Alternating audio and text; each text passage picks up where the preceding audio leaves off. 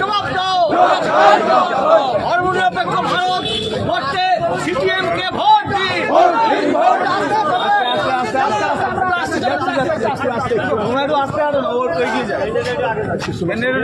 তোমাদের একটা ব্যানার ছিল না ভাই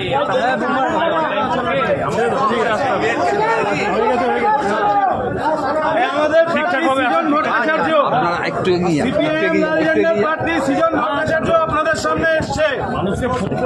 লাল ঝান্ডার প্রার্থী সিপিএম এর প্রার্থী কাশিনাথপুর সৃজন ভট্টাচার্য আপনাদের আশীর্বাদ চাই।